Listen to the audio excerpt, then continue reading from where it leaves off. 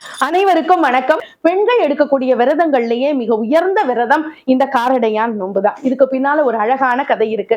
மந்திர தேசத்து அரசன் அசுவபதி குழந்தை இல்லாம பல யாகம் பூஜை எல்லாம் பண்ணினதுனால அவனுக்கு சாவித்திரின்னு அழகான ஒரு பெண் குழந்தை பிறந்தது.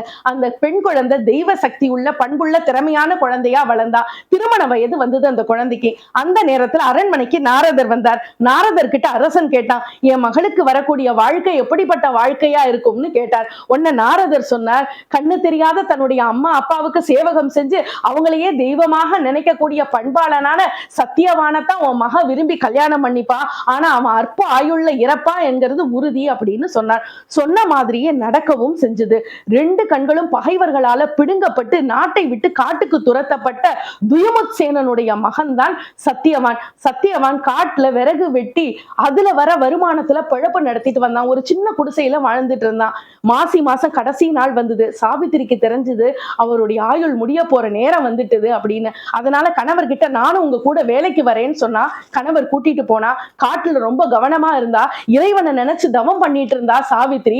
அப்படி பண்ணிட்டு இருக்கும் போது மதிய நேரம் வந்தது. சாப்பிட்டு தன்னுடைய மனைவி மடியில வந்து படுத்தா சத்தியவான். படுத்தா அந்த தூக்கத்துல யமதர்மன் பாசக்கயிறு வீசி அந்த சத்தியவானுடைய உயிரை எடுத்துட்டு போனா.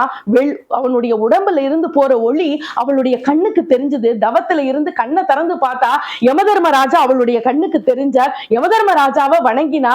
உன்ன வழக்கம் போல யமதர்மராஜா தீர்க்க சுமங்கலி பவ அப்படின்னு வாழ்த்த பின்னாடியே இந்த பூத உடலை தாங்கிட்டு போய் எப்படியாவது என்னுடைய கணவருடைய உயிரை மட்டும் திருப்பி கொடுத்துருங்கன்னு கெஞ்சினா. உன்னை யமதர்ம ராஜா சொன்னாரு, நீ இதை தவிர வேற என்ன வரம் வேணா கேளு, நான் தரேன் அப்படின்னார். உடனே அவ சொன்னா, தீர்க்க சுமங்கலி பவன்னு வாழ்த்தி யமதர்ம ராஜாவே, நான் என்னுடைய கற்பு நிலை பிறழாம 100 பிள்ளைகளை பெத்துக்கணும், அதை என் மாமனார் மாமியார் பார்த்து மகிழணும் அப்படின்னு கேட்டா.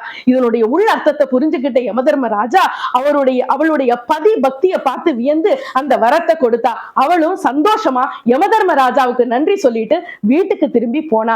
அவருக்கு இறைவனுக்கு நன்றி சொல்லும் விதமா வீட்டுல இருந்த கார அரிசியும் கார அமணியும் அரைச்சு மாவாக்கி கார அடையும் இனிப்பு அடையும் தொட்டுக்க வெண்ணையும் வச்சு நுனி இலையில இறைவனுக்கு நெய்வேத்தியம் பண்ணி அதையே எல்லாருக்கும் பிரசாதமா கொடுத்து அந்த நாளை கொண்டாடினா.